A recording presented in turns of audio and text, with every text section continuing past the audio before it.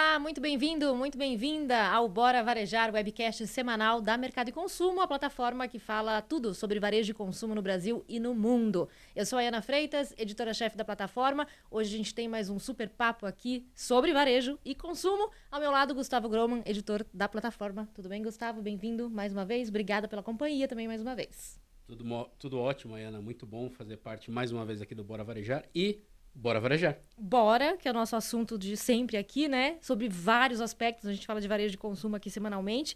E hoje, particularmente, a gente vai falar de um tudo, na verdade. A gente vai falar de tendências, insights, perspectivas para as lideranças de varejo. A gente vai falar de varejo de moda, de marketing também, de marca, trabalho de marca. Para falar de tudo isso, recebemos dois convidados aqui. Um deles é o Richard Stade, CEO do Grupo Aramis. Bem-vindo, Richard. Obrigada por estar aqui com a gente. Um prazer estar aqui com vocês e empolgado para esse nosso bate-papo. Super empolgados também estamos nós e o nosso público com certeza estará também, vai acompanhar esse papo com a gente. E o nosso outro convidado, o Fred Santana, CEO da Proteína Digital. Tudo bem, Fred? Bem-vindo. Muito obrigado pelo convite. Estamos aqui, vamos conversar e bora varejar. Bora. Bom, vou dar um breve histórico aqui. Quem sou eu para dar um histórico do Richard, né? Mas enfim, vou aqui resumir um pouquinho para depois você continuar. O Richard é CEO da Aramis desde 2014, quando ele tinha 29 anos. O que você fazia quando você tinha 29 anos, Gustavo? Nossa, faz tanto tempo. Tem isso também, né?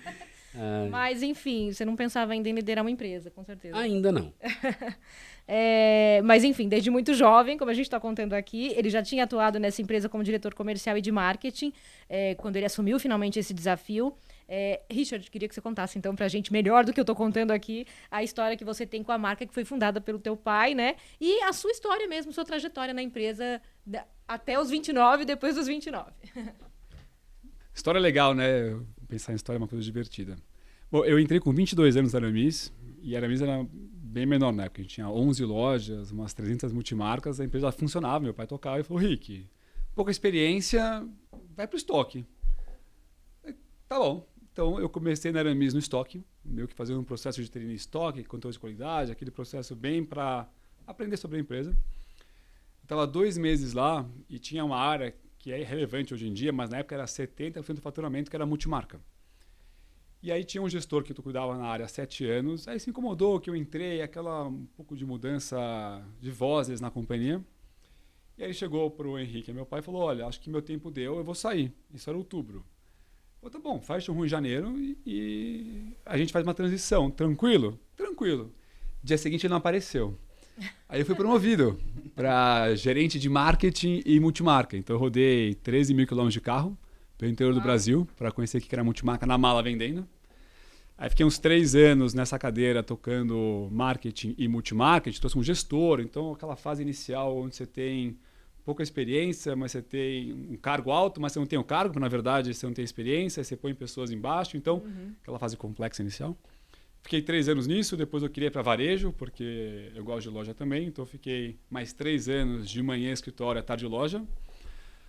Até que eu vi que o mercado de moda em 2012 começou a se transformar, grupos de varejo começando a formar, e eu falei, olha, eu chamo meu pai de bro.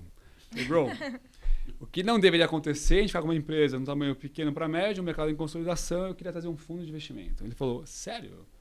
Falei, sério, eu queria preparar a companhia para um próximo passo. A gente ficou 1 ano conversando para alinhar expectativa, que não é uma coisa óbvia. Aí, com 28 anos, eu peguei um advisor, montei um material, fiz um roadshow, que é incrível. Hoje, ingenuidade é uma maravilha, você não sabe a complexidade que você se enfia, porque você é novo, você entende o que você faz. E com 29 anos, eu assumi a presidência da companhia, depois de ter feito a rodada de investimento. E estou aí completando quase 10 anos como CEO da companhia, que agora é Aramis Inc. Tanto com a Aramis, que está hoje com 113 lojas entre franquias e próprias e 1.200 multimarcas. A gente lançou uma marca nova ano passado, Urban Performance. Foi engraçada essa história. A gente tinha uma semana do trimestre, do 4 triplo lançar marca, que era a única semana entre eleição e Copa do Mundo. E eu falei, lancei uma marca nova, que a gente pode depois conversar sobre por que lançar uma marca nova e nessa data. Porque eu queria pegar o 4º trimestre e eu falo que não tem hora certa, tem hora que está pronto e você vai. Então, completando agora em fevereiro do ano que vem, 10 anos na presidência da companhia. Hoje o grupo é o quê, então? É formado por quê? Aramis e Urban Performance, são Aramis essas e duas Urban marcas. Performance, duas marcas. E você comentou que antes multimarca era muito relevante, hoje não é mais. É muito relevante, é que todos os canais cresceram. Todos os Então, canais cresceram antes nesse era período? 70% do faturamento era multimarca, hoje ele é 20 e poucos por cento, mas não é porque o canal perdeu relevância, até porque ele mais que Outros. quadruplicou, é porque os outros canais ganharam estrutura. Então, lojas, franquias e o digital.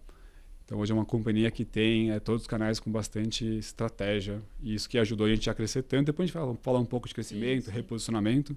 Os canais, Aí eu conto mais sobre isso. Os canais foram se acumulando aí, né? Foram aumentando as possibilidades, né? Nesse período aí. Em 10 anos, quantos canais foram surgindo, Nossa. né? E cresceram, né? E o Brasil é muito legal, o Brasil é muito grande. Tem muita oportunidade de você estruturar canais desenhando estratégia para o Brasil. Sim. São muitos Brasis dentro de um Brasil, é isso, Richard? Eu brinco que o Brasil é quase um continente, conceitualmente tão complexo, grande e com tantas oportunidades que ele tem. Pegar duas coisinhas que você falou. Primeiro, da questão do período que vocês lançaram o ano passado, né? Entre Copa do Mundo e eleição. Né? Você falou, Ao contrário, a eleição e Copa do Mundo. E você falou assim, não tem a hora certa, tem a hora que você está pronto. Ou às vezes nem a hora que você está 100% pronto. É a hora que vai e vai, né? Não, 100%... Não existe, né? E a outra questão, você falou muito de andança, né? Contando a sua história, você falou bastante de um período de andança que você fez. E eu coloco o Fred na jogada também. Então a pergunta é para vocês dois. O bom vendedor, ele tem que gastar sola de sapato? Não dá para ele ficar 100% do tempo no ar-condicionado? Com certeza sim. Eu acredito que quanto mais experiências a gente tem, né, recorrendo não apenas a, digamos assim, pontos de venda, mas também cultura, a gente tocar mais pessoas ao longo da jornada em si, de venda, mas também do comércio, eu acho que enriquece muito mais a experiência que a gente consegue oferecer como vendedor. E, obviamente, como marca. Então, no final das contas, é um impacto muito positivo para a marca. Eu concordo. Não tem como você conhecer do seu negócio se você não estiver no campo. E a gente está hoje com quase 1.000 colaboradores. Eu falo muito que cultura é como as pessoas se sentem dentro da companhia. Então, ela é multidimensional. Não é o que eu falo, é como as pessoas se relacionam. Então, você estar presente, estar no campo, conversando com as pessoas, tendo essa troca humana, porque no final, eu não controlo a experiência da marca. Quem controla é as pessoas que estão no campo. E ela tem que ter uma conexão com a cultura que está fazendo. E tem uma coisa que eu aprendi no curso que eu fiz também, que dor se descobre de duas maneiras, né? Indo no campo, perguntando e observando. Então, muito que você aprende no campo é perguntando para as pessoas, entendendo, que pode ser colaborador, cliente, e observando. Estando lá com o seu olhar, percebendo que as pessoas às vezes não estão falando, mas se você está lá, você consegue perceber. Óbvio que a empresa vai crescendo e você vai ficando cada vez mais distante do campo, que eu acho muito ruim no final. Então tem que ter uma disciplina boa de agenda, senão a gente se perde. Mas no final, o campo te traz muita mais informação do que só o que você fica recebendo nos BIs e Data Lakes. A gente pode falar um pouco de digitalização também. Então acho que esse equilíbrio de entender dados, mas entender também percepção que não estão nos dados, estão no sentimento das pessoas. Isso só o campo te traz. Ou muitas pessoas boas representando você no campo, te trazendo essa informação. Mas sem ela, fica um mundo muito com pouca clareza e acho que você perde a essência e movimentos importantes que você pode fazer para o seu negócio. Tem um aspecto, né, que você falou agora sobre essa questão de captar, né, esses dados e eu acho que eu acho que de fato é um dos princípios que a gente tem de branding é a gente ouvir. No momento que a gente consegue ouvir, independente se vai ser pesquisa, se vai ser através de um dado estruturado ali, de um fundo de funil, de topo de funil, independente do vendedor, do bate-papo que você tem ali diretamente na sua loja, no modo físico, no momento que você alimenta isso e você capta essa percepção, você não só humaniza, obviamente, mas você entende a emoção com que o cara está falando.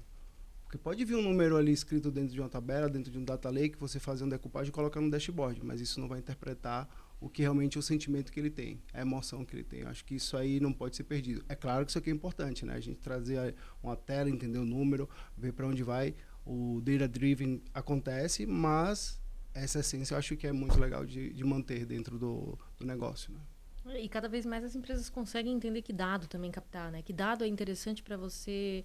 Quer dizer, todos os dados são interessantes, imagino, vocês me corrijam, mas que dados vão, de fato, ser usados para uma tomada de decisão, né? Ou de que forma? Que dados captar mais, que dados captar menos? Isso mudou também, né? A forma como se capta e como se aproveitam esses dados. E aí a história de não só captar. Exato, né? fazer o bom uso. Mas né? usar, né? Que o dado, como é que é? Informação não é o dado em si, é a interpretação do dado, né? Então não adianta a gente... Isso nos últimos anos se falou bastante, né? Já vem se falando de dados há um tempo, né? Mas tinha muita gente que captava os dados e Não sabe usar. não sabia o que fazer com eles, né? Tudo bem, já é um primeiro passo captar os dados, até porque você tem que ter para depois fazer alguma coisa com eles. Mas fale um pouco disso também, do que fazer com esses dados. Chegou a hora ou já passou da hora de interpretar e saber exatamente como mexer com esses dados. Bom, primeiro eu acho que não é mais sobre o dado, é sobre fazer as boas perguntas. A gente está vivendo um mundo com ChatGPT, com tudo está acontecendo de dados, que é saber fazer as boas perguntas, saber o que você quer entender. Porque senão qualquer dado serve ou nada serve. Sobre estruturação, a gente tem trabalhado bastante, né, montando data lake, higienizando dados, enriquecendo os dados que a gente tem para ter mais qualidade de informação. E acho que isso é um caminho que não tem volta. E tem uma mudança de mentalidade. Todo mundo fala de transformação digital. Eu falo em transformação cultural primeiro. Você tem que preparar a tua companhia para entender como fazer isso. E não é uma área.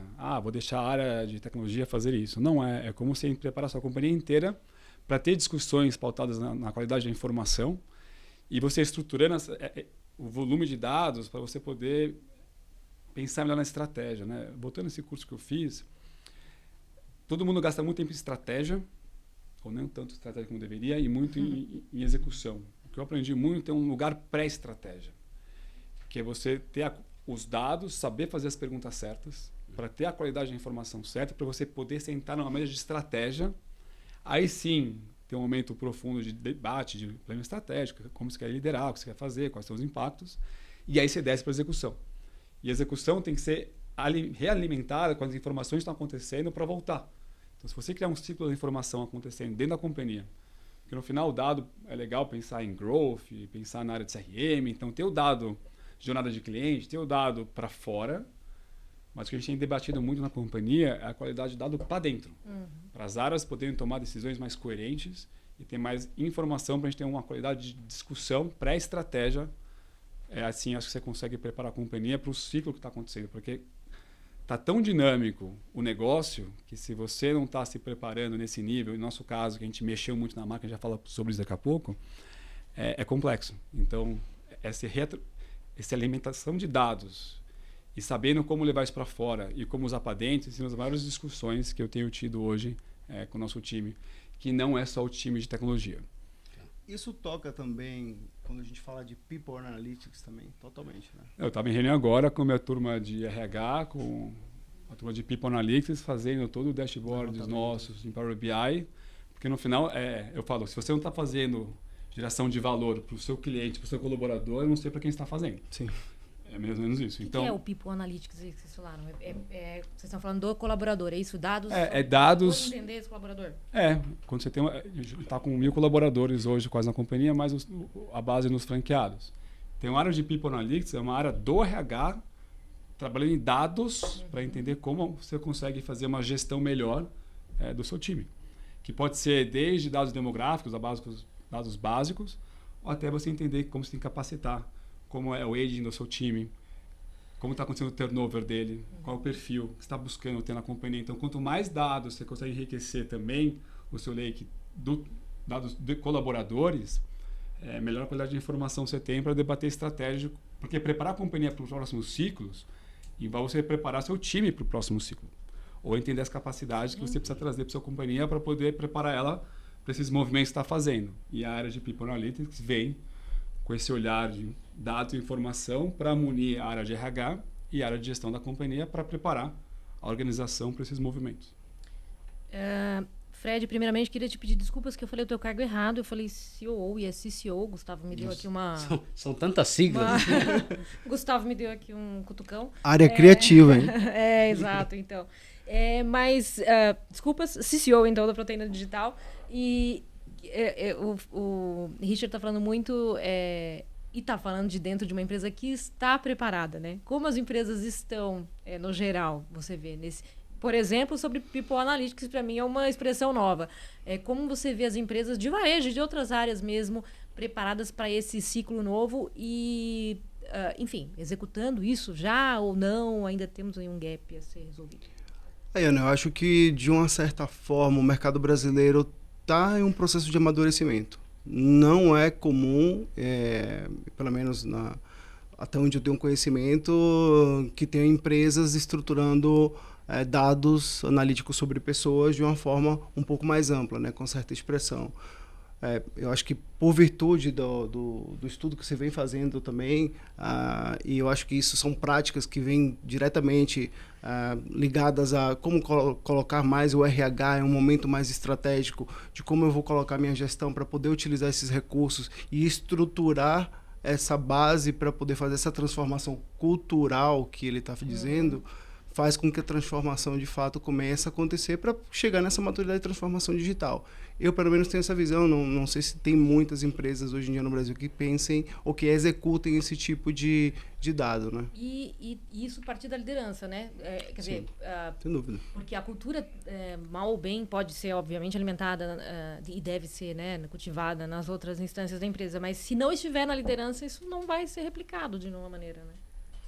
Com certeza. Assim, tem uma questão que não adianta você colocar metas ou, digamos assim, objetivos que as pessoas não vão chegar lá por osmose. Eles precisam ter uma estrutura. Eles precisam. Você precisa mexer as peças da equação para chegar num resultado diferente. Não adianta dizer, eu preciso com que vocês entendam uma plataforma, ou precisam implementar aqui um data lake, eu preciso ter dados aqui de N KPIs, porque as pessoas não têm sequer, muitas vezes, a base cultural de olhar esse tipo de dado, de como interpretar eles, né? Então, acho que tudo esse... bem também, né? Ninguém tinha até pouco tempo. Não. Mesmo, né? Estamos todos muita nesse, gente, nesse né? aprendizado, né? Com certeza. Mas abrir esse horizonte, talvez, para as pessoas. Sim, né? e o que o Richard falou, né?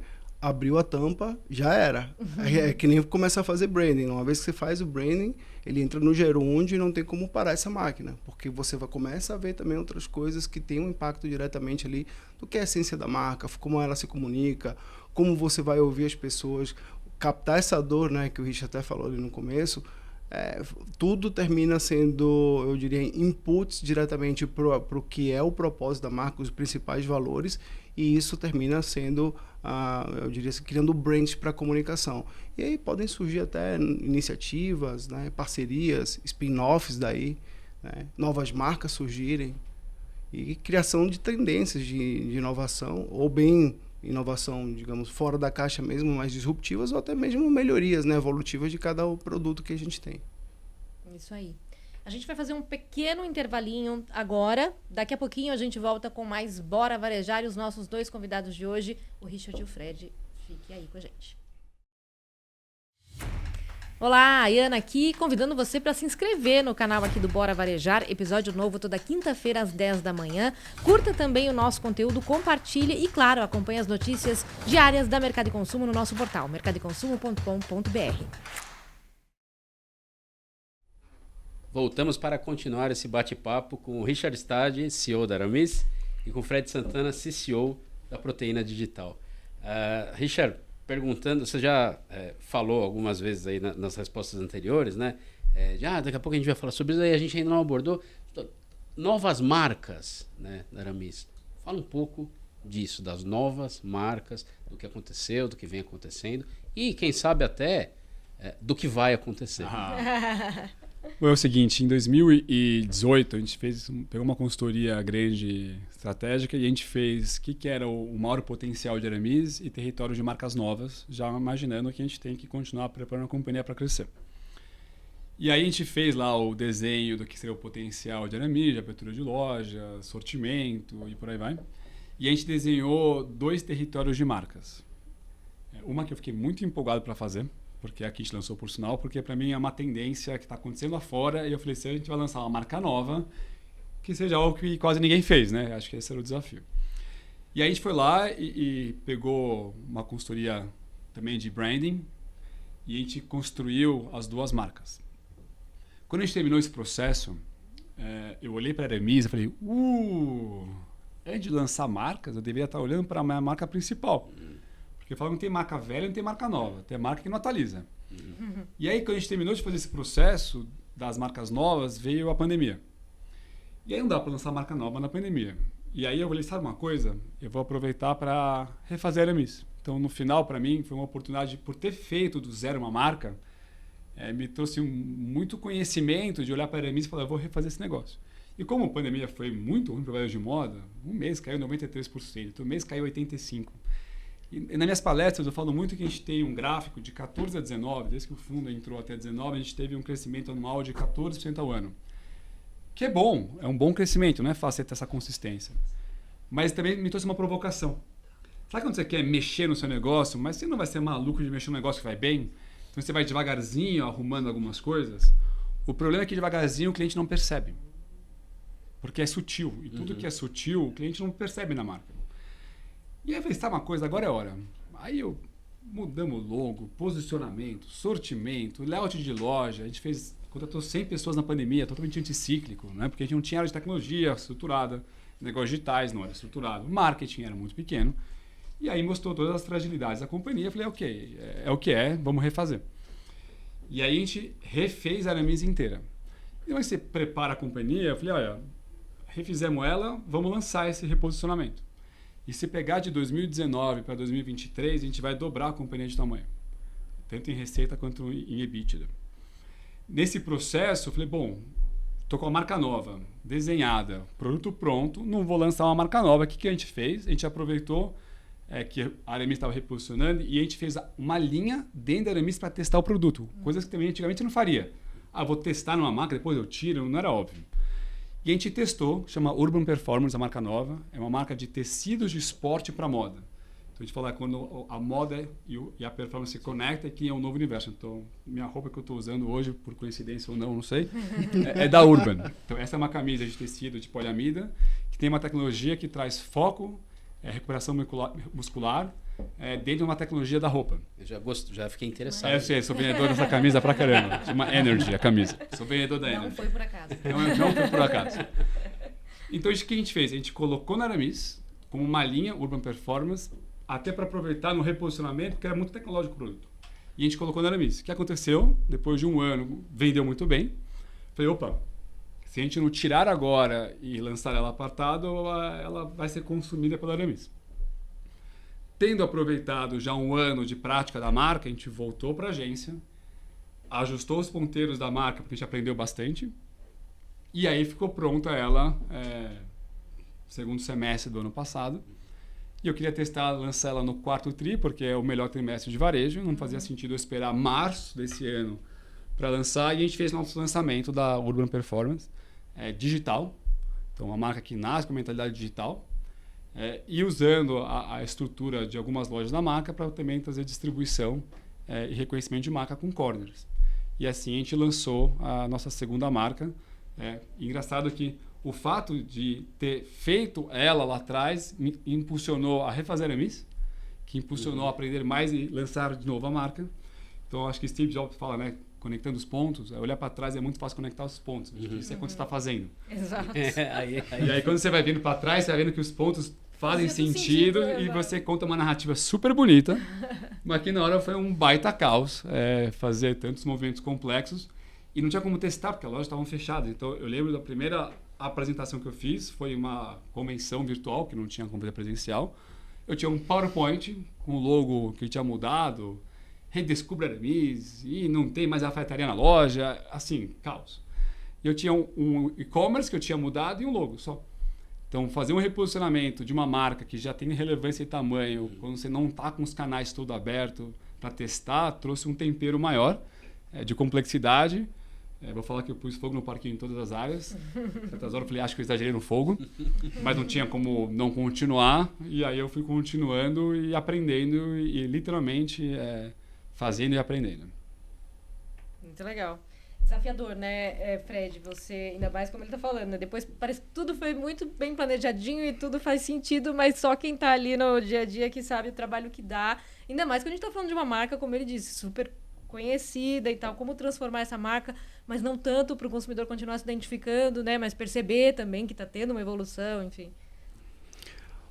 Olha, eu acho que... Quantas lojas vocês têm hoje em dia? Aberta 113 hoje. Imagina um beta teste, um MVP em 103 lojas. Ajuda pra caramba, né? Eu acho que aí já responde bastante a pergunta. Mas, de fato, o digital ainda é uma... Não vou colocar como uma barreira. Eu acho que é uma ponte que nem todo mundo consegue cruzar. E quando consegue chegar do outro lado, realmente, assim, nada de braçada, porque eu acho que chega muito mais estruturado, com a marca testada muitas vezes, mesmo on digital, né? Trazendo já uma curva de aprendizado ao longo desse período. Aproveitou o momento de pandemia para se reestruturar. Foi uma sábia decisão, né? Eu acho que, apesar de talvez ter colocado fogo demais no parquinho, como ele falou aqui, eu acho que é o que é legal também, quando eu falo que a marca é um gerúndio, de fato, você começa a fazer uma marca, você percebe que, cara, eu posso melhorar também o que eu tenho aqui atrás. O meu background e a minha marca, minha holding, eu posso estar melhorando. Eu já posso criar até uma marca que seja a mãe dessas duas aqui, e você começa a trazer um pensamento colateral à estrutura de marca e fazer uma arquitetura que faça mais sentido para o crescimento e sempre respeitando a estratégia de negócio. Eu acho que esse é o grande aprendizado dentro desse rolê aí. Esse rolê, exatamente. Eu gosto do rolê. A gente vai lançar um site novo daqui a 2 semanas. Só para frisar, a gente está gravando isso no dia 1º de agosto, de 2023. Provavelmente já vai estar no ar o site. Então, site no ar. Então, isso é interessante também. A gente refez o site, acho que é o 3º site que eu faço. Só que a gente entendeu que estava uma coisa de retalhos. Você vai usando a programação dele, vai só acrescentando. E quando você pensa em digital, eu aprendi muito nos últimos 2, 3 anos em digital, assim, muito. Então, eu tinha pouca experiência, tive que aprender muito rápido. A gente vai refazer o site do zero, o código dele do zero. Porque a gente entendeu que para ganhar tração, conversão, milésimos de segundos de diferença na abertura, muda a conversão, a parte de estruturação, pré-SEO, quer dizer... Então, mesmo todo esse movimento, acho que o legal que me diverte de alguma maneira é toda hora estar mexendo de novo. Não é porque deu certo, vai continuar dando certo. Então, para fazer melhor, às vezes você tem que reconstruir as coisas, às vezes você consegue ajustar. Então, acho que a provocação é muito legal O time está ganhando, se mexe sempre. E eu vou usar uma frase que eu ouvi uma vez do do CEO da Votorantim Cimentos. Eu achei muito forte a frase. Eu tive a experiência dos 2 momentos, então eu vivi na prática, né? Faça as perguntas difíceis quando está indo tudo muito bem, para não ter que fazer as quando está indo tudo muito mal. E já vivi a experiência de fazer as perguntas difíceis nos 2 momentos. Então, quanto mais a gente tiver um momento bom, fazendo as perguntas difíceis e se questionando, é muito mais fácil tomar as decisões e com muita mais coerência e consistência. Então, eu estou o tempo inteiro provocando a companhia a fazer diferente, a pensar diferente, a olhar para a informação, a dar passo para trás, para dar passo para frente. A gente deu um passo para trás importante agora na estrutura de dados, então queria desmistificar um pouco, né? Porque as pessoas ficam olhando e falam, pô, mas também a empresa é muito grande, ou é complexo, ou tudo é perfeito. Não é.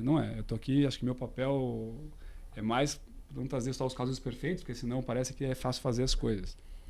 Pô, já trabalhou bastante em dados, já errou bastante para hoje estar refazendo a arquitetura da companhia. Então a gente deu um passo para trás de refazer todo o data lake, higienizar o dado, entender que essa história de data lake é um tema complexo, mas a informação toda tem que ser uma base única de dados para você poder mandar para as áreas, para você poder ver a jornada do cliente, se ele comprou no físico ou no online. É um cliente só, não é óbvio, não é fácil fazer. Tem que, às vezes, entender como fazer essa parte de dados, qual a consultoria que pode te ajudar, qual é a capacidade que você tem dentro de casa. Pô, eu tenho conversas assim com pessoas de Nubank, iFood, para aprender sobre plataforma. Para aprender como eu quero montar a arquitetura nova da companhia. Como a gente monta uma arquitetura que seja escalável. Porque às vezes você faz muita coisa que você lança, mas se você não pensa na base fundamental dela, vira um Frankenstein que depois não se conecta. E a gente fez N lançamentos nos últimos 2 anos, super legais para a marca, mas que não tinha essa mentalidade de plataforma e arquitetura. Então, eu estou dando meus passos para trás, para dar, tipo, acho que 5 para frente nos próximos 6 meses, e tendo conversas com pessoas que não são do meu setor, para poder abrir a mente. Eu sempre fiz isso. Às vezes o bench não está necessariamente no teu setor. Não deveria estar só. Bom, eu estou na companhia há 16 anos, mas o que eu sempre fiz na empresa era falar com pessoas de outros setores, estudar outras marcas, outros segmentos, e entender para minha realidade como eu posso construir minha própria utopia e implementar. Se era uma empresa pequena, que tinha pouca estrutura, mas eu ia lendo coisas que me interessavam, e eu atendia para minha realidade. Hoje a realidade é um pouco diferente, mas também diferente de um iFood da vida. É outra complexidade. Sim. Mas você vai aprendendo e bebendo de pessoas, de empresas legais, Sim. setores legais, e você consegue montar esse quebra-cabeça na sua mente. Putz, isso aqui acho que é um dos maiores papéis para mim do CEO de hoje. Você brincou, né? CCO, COO, né? Eu, uma época, assinava CVO, que eu aprendi com Simon Sinek. Chief Vision Officer. Pô, CTO, CCO, todo mundo tem um cargo claro que ele faz. O que o CEO faz? Chief Executive Officer, o que ele faz? Eu entendi que são duas coisas. Traz a visão e traz a cultura. São os papéis principais do CEO para mim hoje em dia. E a visão vem de você entender para onde você vai levar seu negócio, que muitas vezes as pessoas não estão enxergando. E não é uma coisa linear e óbvia, então você tem que abrir a mente. Por isso que eu acho que a parte de vision é tão importante. Mas eu acho que isso que você fala dos outros nichos, né? É muito, muito interessante e muito bacana, porque, óbvio, você fazer bench no seu próprio nicho faz parte e tal, mas você vai ficar naquele trilho, né? Agora, se você faz com outras áreas, às vezes áreas que não tem absolutamente nada a ver, só que, cara, tem um estalo e você consegue um pulo do gato para o seu negócio. E aí você vai se diferenciar do seu próprio nicho. Né? Eu queria... Eu sei que você está ansiosa para fazer uma pergunta sobre estudos. Também, sim, sobre rolê. Sobre rolê. Eu ia falar desse negócio ainda das empresas, que não é à toa que a gente fala, e a gente lê isso tanto, né? O Uber não sei do que, o Airbnb não sei do que. Essas empresas não são usadas como exemplo para outras áreas por acaso, né? Porque elas realmente foram disruptivas aí nas suas áreas. Mas sim, queria saber do rolê que o Richard fez na Universidade de Harvard. Boa. Tem um curso chamado OPM, Owner President Management, que é de Harvard, da Universidade Americana. São 3 semanas por 3 anos. Eu estou namorando esse curso desde 2017, 18. Namorando fazer esse curso. Eu tenho, sei lá, uns 15 amigos que fizeram. Todo mundo falava muito bem do curso. E como cada unidade que eles fizeram, algo mudou na companhia, na visão deles. Tem um amigo meu até que tem uma lousa lá, que uma pessoa foi grafitando a história da companhia. E ele me levou lá para mostrar cada fase do curso, o quanto impactou ele. Aí eu olhava, não, mas ano que vem, porque a Aramis vai ficar um pouco maior ano que vem, ano que vem, ano que vem. Então, se você entrar lá, eu vejo que eu tentei fazer o processo, mas não concluí umas 3 vezes, de começar a preencher lá o forms e parar. Ano que vem. Aí estou na pandemia, caos. Aí eu olhei um dia, estava muito bravo, falei, não tem ano que vem, não tem amanhã, tem o dia de hoje. E eu me inscrevi, fiquei lá 2 horas, fiz todo o processo, assim, fiquei empolgado, me inscrevi, demorou um pouquinho para sair, porque é presencial o curso. E no final, eu acho que as coisas acontecem na hora certa. E são os maiores aprendizados que eu tenho, né? Einstein dizia, tempo é relativo. Toda vez que eu tentei ganhar do tempo, eu tomei porrada. Mas acho que otimizar o tempo é importante. E acho que eu consegui, nesse caso, otimizar o tempo. Acho que aconteceu na hora certa. Então, eu fui agora, maio a junho, passar 3 semanas lá. São 184 presidentes de companhias de 44 países. E uma faixa etária média de 44 anos também, mais ou menos. Então, acho que vários aprendizados. Acho que o primeiro é esse privilégio de fazer um zoom out do seu próprio negócio, né? Porque no final, eu não sei, eu estou tantos anos, eu não tiro férias mais que 2 semanas, e se eu tiro, minha cabeça está sempre trabalhando, operando, pensando, não consigo parar ela. Então, passar 3 semanas num lugar onde você consegue estudar bastante. Então, N casos de empresas de N setores, que eu adoro isso, porque eu aprendi várias coisas que eu fui pegando de casos totalmente aleatórios, mas que na minha cabeça foi juntando num framezinho que eu falei, isso aqui se eu aplicar, acho que faz sentido. Outra coisa, acho que é estar 3 semanas longe da operação, então ver a operação rodando. Eu falo que você está no olho do furacão, porque a operação é um furacão, a empresa está crescendo, está rodando. E eu fiquei 3 semanas no olho, então eu via tudo rodar em volta, mas eu não estava rodando. Eu estava lá no curso. Aí quando eu cheguei também, cheguei rodando com intensidade. Então, para mim, foi uma experiência muito legal, assim, ter troca com tanta gente diferente. Ter esse momento de estar fora da companhia e estar conversando, e estar aprendendo, e estar processando. Eu tenho algumas startups, mas 3 são as mais especiais, que são meus 3 filhos. Então, você sair de casa, sair da loucura do dia a dia, ter esse momento para pensar, para refletir, para conhecer pessoas, para conhecer conteúdo, para conhecer outros negócios, foi um privilégio, assim, eu considero um privilégio e estar sempre aprendendo, né? Então, eu estudei, imagina, foram mais de 35 casos de empresas de N setores, de N países. E o legal do curso é que metade acho que é a conexão com as pessoas e metade é o conteúdo. Só que eles têm um modelo de estudo de caso. Então, basicamente, o professor, você lê muitos casos antes, assim, absurdo o conteúdo de casos tem que ler.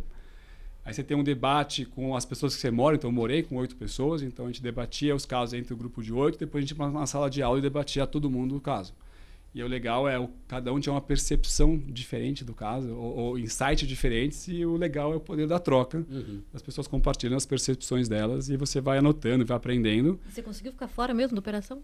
Foi a primeira vez que eu trabalhei muito pouco. Assim, eu tinha até um combinado com meus diretos de falar, olha, eu faço uma reunião por semana e você me atualiza o que precisa. Aí meu CFO, que é meu braço direito há muitos anos, falou, Rick, vai ser o seguinte, a gente vai deixar pré-agendado e vai te chamar se precisar. Se não precisar, a gente não vai te chamar.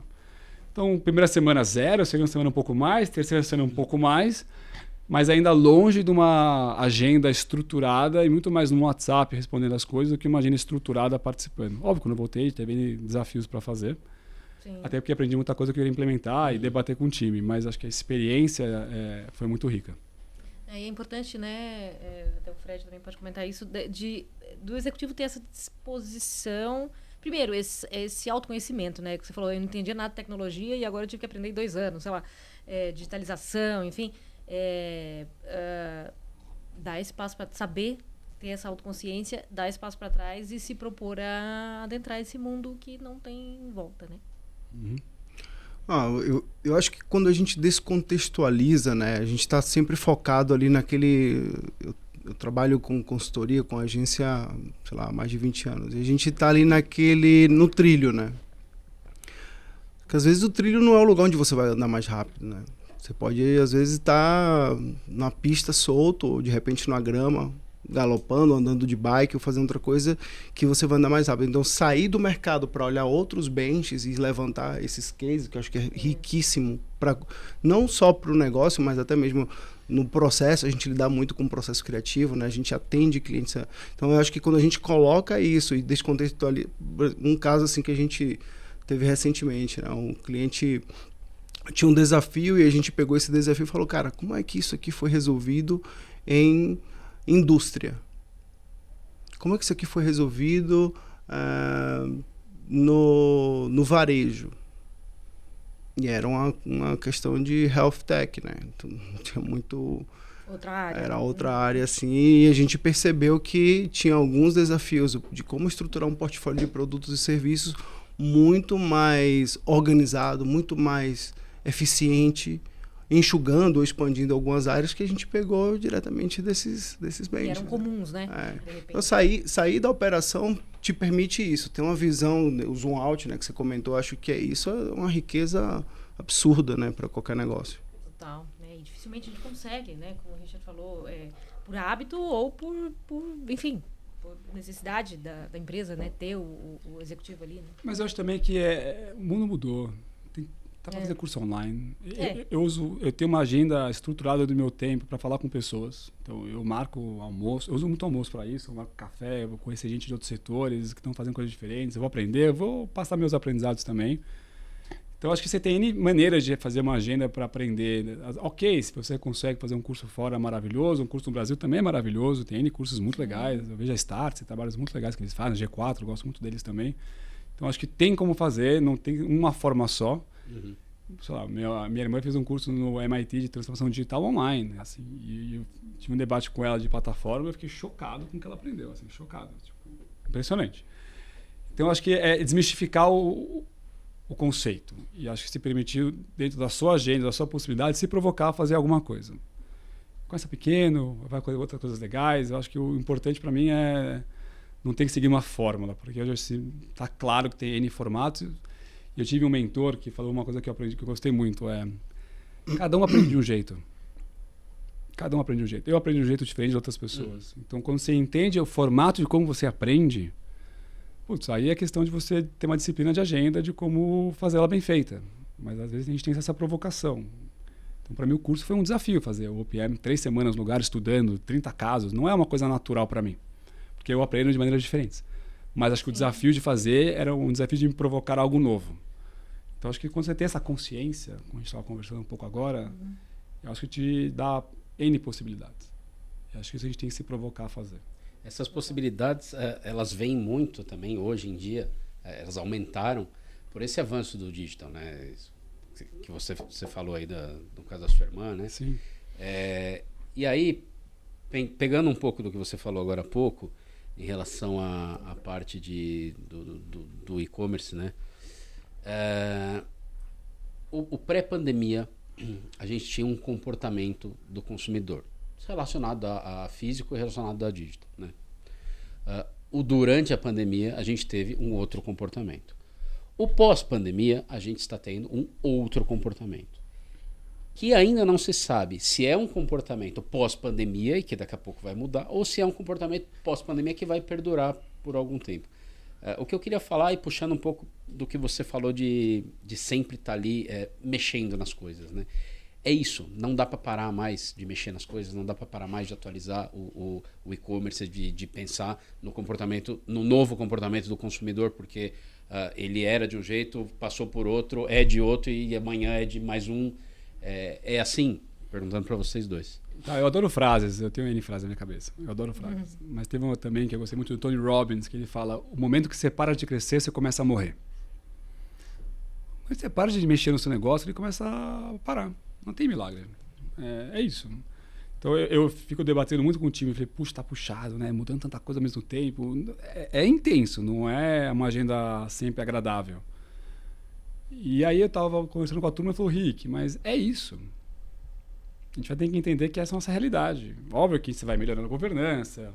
O Mark Zuckerberg falou muito do ano da eficiência esse ano. Eu li a carta dele, o ano da eficiência. Achei muito boa, que eu estava refletindo muito qual era a minha carta do ano, né? E a minha é o ano da governança. Dobrar a empresa de tamanho é muito bonito no papel, mas demanda uma governança nova. Tem um conselheiro nosso que falou, Rick, tocar um negócio de X para 2X é uma outra empresa. Ponto. Pode ser o mesmo nome, mas é uma outra empresa. Então, não tem como não mais. Uhum. E antes a gente via as transformações de consumo acontecendo no espaço de tempo mais longo. Uhum. Hoje, 6 meses, um ano, tudo muda. Entra plataformas novas, entra maneira de consumo diferente, entra integração de canais. Então, eu vou dar alguns dados só para exemplificar. A gente estuda bastante cliente físico, cliente online, e o desafio é digitalizar o cliente. Mas a gente tem muitos vendedores especiais. Então, a gente não trabalha de digitalizar o vendedor, que ajuda a digitalizar o cliente. Porque a gente vê hoje, o LTV, que é o Lifetime Value, que basicamente é quanto o cliente compra no ano. Cada um tem formatos, mas a gente analisa anual. A gente vê que o cliente que compra no físico, no digital, esse cliente que a gente conseguiu deixar ali Omni, ele compra 2,5 vezes mais. Porque não é o ticket médio que aumentou, é a frequência que aumenta. Então, quanto mais você conseguir, na jornada do seu cliente, estar próximo, sabendo a hora certa de falar com ele, se é por um WhatsApp, se é por um e-mail, se é por um mídia de performance, o que você for fazer numa jornada do cliente, quanto mais ativo você tiver, sem ser invasivo, que também é complexo. Hoje não está invasivo. Então, eu debato muito com o time sobre como fazer isso de maneira coerente. E aí volta a história de dados para você entender mapeamento de jornada e saber cada etapa do funil, como você quer abordar e qual era a certa de abordar cada cliente. Por isso que a área de dados volta com importância para você fazer pensamento de jornada. Porque a jornada não é linear. E cada um tem a sua. Outro debate que a gente faz muito é o churn. Eu vou trazer nomes, mas eu vou explicando. O churn é, no nosso caso, o cliente compra uma vez, vocês vão comprar por 12 meses, é um cliente que vira inativo. Então a tese se eu não compro em um ano, é churn, vira inativo, como a gente opera. Mas não é uma realidade. Tem cliente que compra a cada 3 meses por consistência. Se ele passou 3 meses e 1 semana, esse cara deveria estar sendo olhado como um churn já pra gente. E pensando como ativar ele. E não esperando alguém que compra com consistência dar 12 meses. Então volta a entender a jornada do cliente e ter clareza e ter os canais integrados para a informação ser uma, para você saber dialogar com o cliente. Então é um fato. Eu vejo o mundo físico com relevância. Então eu lembro de na NRF em 2018, acho. O varejo físico vai morrer. Agora é tudo digital. Eu olhava e falava, mas poxa, não faz sentido isso na minha cabeça. Experiência sempre vai existir. Troca com o ser humano sempre vai existir. Aquele contato de te falar, ó, essa camisa é assim, vai no provador, fazer uma calça, vai sempre existir. Agora, como você pode fazer essa jornada ser mais digital, é a pergunta. Como você pode fazer depois que o cliente comprou na tua loja, estar presente com você em N pontos de contato, é a próxima pergunta. Você tem que se aproximar para permitir que o cliente fique distante, não distante, distante fisicamente, eu digo. Né? E levar para o físico a experiência boa que ele teve no digital, rápida. Que é o se aproximar. E a entender do digital, que tem um volume de dados maravilhoso, que te dá um trabalho muito mais segmentado, a levar para o mundo físico para você também fazer esse movimento. Então, o legal é olhar o que cada canal tem de diferencial e tentar, de uma maneira, levar para o próximo. E essa troca é muito rica. E aí você começa a falar de mapeamento de jornada. Então você consegue ter essa inteligência de olhar os diferenciais de cada canal, como você pode levar a inteligência para o outro, e entender que o cliente é um só.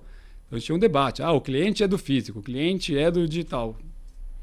Cara, o cliente no centro. Ponto. Aí o que você vai fazer é dar N possibilidades de ele poder se relacionar com a marca. E entender qual ponto de contato para ele tem mais relevância e traz mais engajamento. E para cada cliente pode ser diferente. É isso. Fred, o que você acha desse processo contínuo? E até acho que é isso, né? O desafio, como estava falando o Gustavo. É um momento de... A gente aprendeu um monte de coisa aí, né? Pandemia e tudo mais. A gente está agora, acho que, maturando, analisando o que vai ficar, o que foi época, né? Como, inclusive, integrar canais e tudo mais, o que vai ser esse futuro. E isso requer flexibilidade, né? Para a gente aprender, para a gente entender que, enfim, tem que dar passos para trás e constante inovação, né? Qual que é o maior desafio, você acha, hoje para as empresas nesse sentido? Eu volto naquele primeiro ponto da cultura. Eu acho que precisa ter cultura e precisa ter coragem para testar. Porque esse é um caminho que tem que ter teste e muito erro. Alguns benches vão acelerar o teu aprendizado, sim. Você vai poder aprender do amiguinho que já errou. Mas certas coisas, quando você inova, é na própria pele. E aí onde eu acho que tem um mérito, assim, criar abismos, né, entre mercados. Você cria novas categorias, você destampa caixas de Pandora que ninguém nunca abriu antes. Eu acho que é aí onde tá a coisa acontecendo, sabe? A mágica. E corroborando o que ele falou, que eu concordo também, eu falo muito sobre quebrar verdades absolutas. Sim. O ser humano tendência a ter muitas verdades absolutas e o desafio é você ter mente aberta para questioná-las. O cérebro é o órgão que mais consome energia. Então, o que ele faz? Ele cria padrões. Que a gente vem para cá e nem pensa, né? Você vai para o escritório e não está pensando. Você está vindo para cá e fazendo o que você quiser com o seu cérebro. Eu acho que no dia a dia da companhia acontece a mesma coisa. A gente tendencia a criar nossas verdades absolutas que levaram a gente até aqui e deixar no piloto automático. Você precisa sair disso. E cansa, e demanda energia, e demanda tempo, e demanda você se questionar. Né? É isso. Então, acho que a provocação que para mim fica da fala é a constância, vontade de quebrar suas verdades absolutas. E não é fácil. Muitas vezes as pessoas têm dificuldade de fazer isso. Por quê? Porque vai mexer em modelos mentais. Mas eu falo que meu brincadeira de CVO é essa. O dia que eu parar de fazer isso, porque as pessoas no meu time fariam isso? Exato. Isso sim eu considero liderar pelo exemplo. Tanto da cultura, então eu trato as pessoas, eu vivo a cultura que eu acredito que a gente tem que construir, eu tenho que ser esse guardião. Ao mesmo tempo, eu tenho que estar sempre me provocando e sendo provocado. Assim, quando você consegue montar um time que te provoca, você cria um ciclo muito positivo. Quando você não faz isso, você cria um ciclo negativo. E na velocidade que a gente está vivendo no mundo hoje, o tempo é uma variável complexa. Tem uma questão aí que eu acho que é legal quando a gente fala de velocidade, de teste, de movimento de mercado, de novos hábitos. Olha a quantidade de variáveis que a gente está levantando aqui, né? E quando a gente coloca a coragem, né, como um primeiro ponto para você testar e ver coisas disruptivas, faz uma ignição diferente, né? Faz ligar uma lâmpada ali, porque sempre dá para melhorar. Eu acho que esse mindset é cultural, sempre dá para melhorar. Eu acho que a sabedoria é até quando eu preciso, até quando eu posso melhorar, até onde eu posso parar e daqui fazer um outro salto. E essa virada de chave, eu acho que é importante quando a gente olha esse crescimento, né? Você chega até um ponto que melhorei o máximo que deu nessa estrutura, nesse modelo. Depois desse modelo aqui, o que vem depois? Aí entra uma virada de chave, cara, vou me reposicionar. Vou entender qual é a minha estrutura organizacional, vou ver quais são as minhas estratégias de negócio, meus objetivos, revisita o teu plano, né? E propósito também, eu acho que são momentos cruciais assim na vida do empreendedor, eu acho que mundialmente. Eu queria te perguntar justamente para os dois, na verdade, sobre propósito, como é que a gente está falando aqui muito de cultura, né? De coragem, você falou que acho que é a palavra exata, né? Para implementar as coisas. Como que se cria, claro, é uma pergunta muito fácil de fazer, muito difícil de responder, tá? Mas como que se cria, então, uma cultura, como se mantém, se coloca propósito no jogo aí para todo mundo que está participando, para o consumidor que quer propósito também das marcas, para o colaborador, né, que também se engaja e fica retido, quer trabalhar naquele lugar com o qual ele se identifica. Como que na prática pode-se fazer isso? Eu fiz na prática, então vou contar meu exemplo na prática. Eu gosto de prática. Quando eu entendi que eu ia ficar na companhia por muitos anos, eu tive uma jornada de entender qual é a cultura que eu gostaria de ter. E tem uma frase que eu gosto muito: não tem cultura certa, não tem cultura errada, tem a sua cultura. Uhum.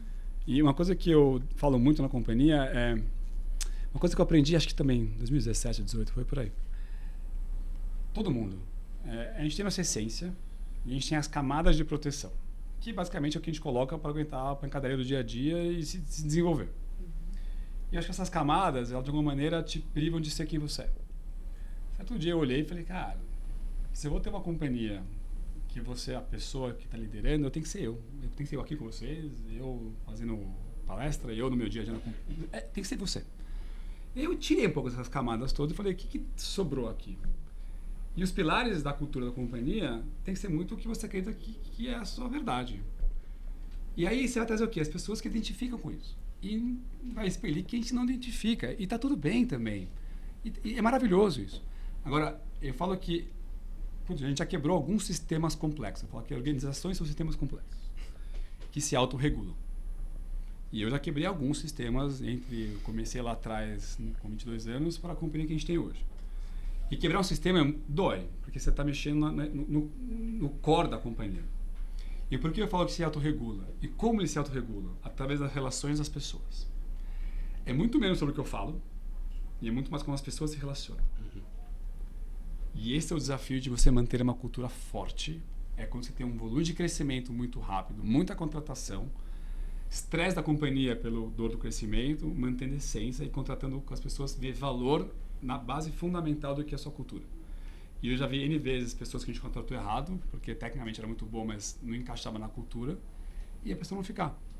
E tá tudo bem, eu acho que enquanto a gente conseguir fazer isso, quer dizer que tá certo. Perceber, né? Óbvio que a gente tem que contratar cada vez mais certo, entendendo nossos valores de cultura e necessidade comportamentais e técnicas, você vai evoluindo o processo e aprendendo.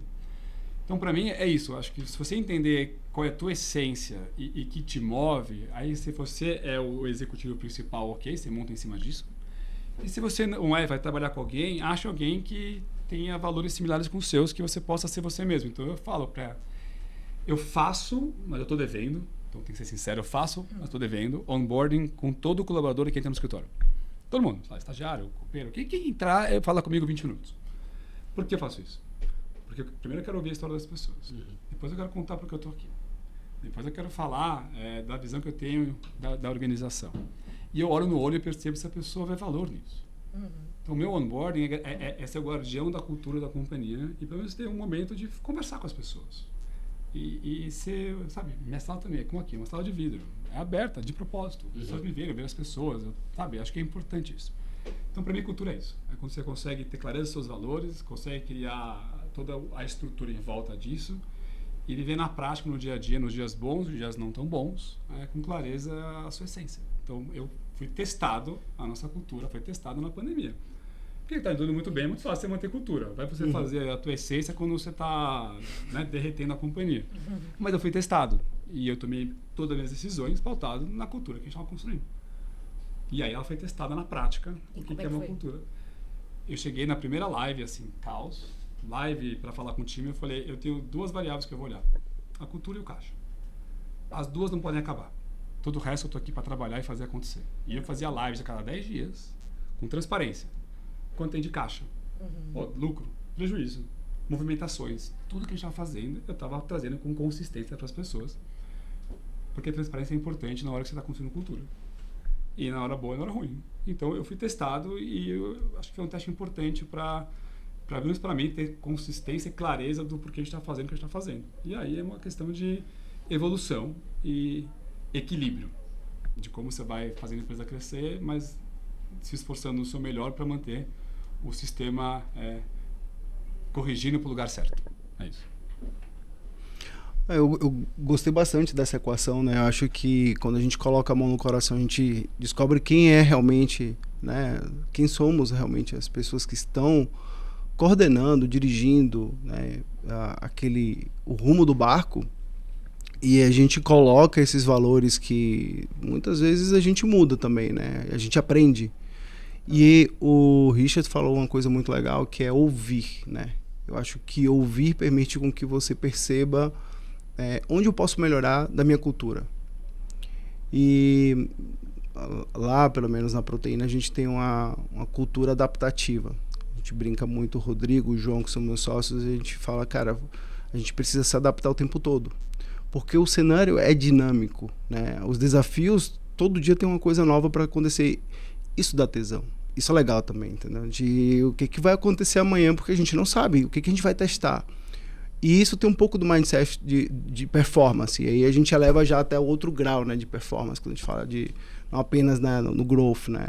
Até para a vida mesmo. Como é que eu posso melhorar como ser humano no esporte, que a gente é viciado, né? Cada um gosta de kite, outro de bike, outro de triatlo, outro... Então, tem coisas que a gente vai tocando assim, que a gente vê, cara, tem coisas que a gente consegue melhorar. E isso forma uma base muito sólida de valores para os seus propósitos, né? Para o seu propósito ou para o propósito de cada um que é um misto, né? Acho que depende um pouco da configuração da empresa, né? No caso, somos 3 sócios que temos muitos pontos em comum, mas temos nossas diferenças também. Então, isso torna rico também o processo. É gostoso de viver isso. Claro, sensacional. Gente, chegamos ao fim Mas do peraí. Eu já ia falar, eu sei que a gente tá chegando ao fim. Ah, tá bom. Eu sei que a gente tem que ir pro check-out, mas eu queria muito fazer uma perguntinha rápida pro Richard. O vendedor Richard já veio aqui e já me convenceu praticamente a ir atrás dessa camisa da Urban, né? E a gente deu aí na semana passada, acho, há umas 2 semanas, na parte do mercado de consumo de inovação, né, o lançamento da jaqueta Global Project, com manta de fibras de reflorestamento e nylon reciclado, e a que me interessou muito, só que daí eu não vi essa, como eu estou vendo a camisa aqui, né, que é a MetaHeat 2.0 com controle de temperatura por aplicativo. Eu falei, nossa, que sensacional, com o frio que tá, né? Eu queria que o Richard comentasse rapidinho sobre isso e sobre o desafio de ser inovador numa área de moda, né? Que não é uma área assim tão inovadora. Não é jabá não, né? Não, de jeito nenhum. Hora do merchan. Bom, como começou isso para mim? Na pandemia, eu tinha uma reunião semanal com o meu time de produto para falar de novidades. Então, eu entendi que eu tinha que puxar uma agenda, não assim o Pantone, o ABC da amarelo. Não é minha praia. Minha praia é, vamos falar de produtos sustentáveis e tecnológicos. Então, eu entendi que eu tinha que puxar uma agenda para a gente começar a falar que semana de energia você recebe de volta, né? Então, a olhar para a inovação. Uhum. E uma coisa que eu percebi Se você trabalha com inovação, traz produtos legais, sabe envelopar uma comunicação, isso para a marca, para mim, foi uma sacada. Ok, você tem conteúdos de marca que você vai fazendo, campanha de paz, namorados, por aí vai, mas eu peguei uma sacada que se eu pegar produtos tecnológicos ou sustentáveis, saber envelopar uma comunicação que gere valor para o consumidor, é uma mudança assim de mentalidade e de visão de negócio. E eu adoro inovação, então eu falei, olha, por que não ter uma marca que é pioneira em inovação também, é no que a gente se desenvolve. Então a gente lançou ano passado a MetaHit 1.0 e vou resumir muita história, mas a gente, por causa de uma jaqueta que a gente desenvolveu, olha que interessante, por causa de uma jaqueta, aí o time nosso de marketing e tecnologia resolveu lançar uma NFT, foi a primeira NFT brasileira de moda, a lançar um clube de experiência, só porque a gente tinha uma jaqueta. E uma campanha 100% digital, no chroma key 3D, uma loucura. Então, olha o poder que às vezes você tem uma inovação num produto pode impactar na companhia inteira. Então, acho que é um exemplo muito legal. E aí, quando a gente fez a primeira, vamos fazer a segunda. Mas se a gente fez uma coisa, a gente não pode fazer igual. Qual é o próximo movimento? E a gente conseguiu fazer a primeira jaqueta que ela esquenta no Brasil com app. Então, você consegue... antes eram 3 botões, você podia esquentar. Agora você tem um aplicativo na mão, você consegue mexer na temperatura que você queira usar. Com o Power Bank, já vem com a jaqueta com o Power Bank, com eletrodos que faz esse processo tecnológico. E um outro exemplo, para ficar curioso, a gente lançou um jeans que resfria. Então, é um jeans, chama Flex and Dry, que a gente também colocou no Brasil, que se você usar no calor, a própria troca do calor do corpo com a fibra, ela resfria. E a gente lançou uma campanha, Flex and Dry, o jeans resfria. Então, eu estou sempre buscando coisas legais que eu possa trazer de inovação para o mercado de moda e envelopar. Vou dar uma história engraçada. Estou na reunião de novidades, aí o Luiz, que é um gerente nosso de produto, me mostra um tecido. Eu lá, batendo, fazendo, o que ele faz? Eu para mim, é bonito mesmo só, tá? Eu não sei, estou acostumado a tudo alguma coisa acontecer. Realmente, ele é bonito, eu gostei. Então, a mentalidade está sempre buscando o que esse negócio faz de diferente. E eu tenho essa agenda com o meu time de produto. E o legal é que a gente vai mostrar para procurar. E quanto mais a gente lança, mais pessoas buscam a gente para lançar. E aí cria esse famoso ciclo positivo de você estar lançando coisas legais e o mercado percebendo valor nesse lançamento. E aí tem essa disciplina de ficar buscando coisas legais que a gente possa trazer para o nosso consumidor e apresentar para o mercado inovação. E um dos primeiros assim, wearables que teve foi essa jaqueta. Muito bom, muito É isso. Muito Pronto, aí, muito Ana. futurista, né? Tô Pronto. satisfeito. Daqui a pouco vai pra loja já. Sai daqui e vai comprar, né? Mas, como eu disse, a gente está chegando ao fim, infelizmente, do nosso bate-papo. Passa muito rápido, né? A gente fica aqui empolgado com o papo. E antes de chegar ao final, a gente tem um momento que a gente chama de check-out aqui, em que a gente pede para os nossos convidados olharem para a câmera e darem um recadinho para quem está acompanhando a gente, nosso público que acompanha o mercado de consumo e que, enfim, se empolgou aqui como a gente, ouvindo vocês falarem de inovação, de tecnologia, de varejo e de marketing e de tanta coisa que a gente bateu papo aqui hoje. Richard. Olha, primeiro eu adorei bater o papo com vocês. Foi bem divertido. E segundo, eu acredito muito de ser inquieto. Então, se eu puder dar uma dica para todo mundo, não interessa o tamanho da companhia, não interessa. Seja inquieto, esteja o tempo inteiro buscando aprender coisas novas. Acho que o ser humano tem um potencial absurdo de se desenvolver e está muito nessa provocação de a gente olhar para dentro e se provocar. E eu gostei muito do que eu aprendi com um mentor meu. Cada um aprende de um jeito. É legal entender como cada um gosta de aprender e começar daquele passo de dar um passo para frente, testar coisas novas, fazer cursos que não são óbvios, mas que no final vão se conectar numa visão maior que vocês vão construindo e se divertir no caminho, né? Acho que o negócio já é desafiador o suficiente, acho que se divertir no processo é importante. É isso. Muito bom, Fred. Bom, eu acho que sejam criativos, inovem, tenham coragem e, acima de tudo, tudo comunica. Boa. Coragem foi a palavra que resumiu para mim aqui o desafio todo que a gente tem na frente, né? Vocês como executivos e a gente, inclusive no nosso dia a dia também, a gente, como não, né? A gente também está inovando todo dia dando notícia, né? Obrigada mais uma vez, Richard e Fred, pela presença aqui. Foi um super prazer receber vocês aqui no Bora Varejar. Muito obrigado. Obrigado. Obrigada, Gustavo, mais uma vez aí pela companhia. Segura o bolso. Não. Eu agradeço mais um. O pessoal deve falar, mas o Gustavo sempre fala isso, mas é verdade, cara. Sempre que eu entro num Bora Varejar, eu saio melhor dele do que eu entrei. Então eu acho isso demais. Obrigado, Ana. É isso aí, essa é a ideia, né? Não é por acaso que a gente fala de varejo de consumo todo dia, toda hora, todo minuto, no portal mercadodeconsumo.com.br. Semanalmente você acompanha aqui os nossos webcasts Bora Varejar no YouTube, em agregadores de podcast também. E nas nossas redes sociais também você acompanha tudo sobre esses assuntos que nos fascinam tanto. Obrigada a vocês pela audiência e até a próxima.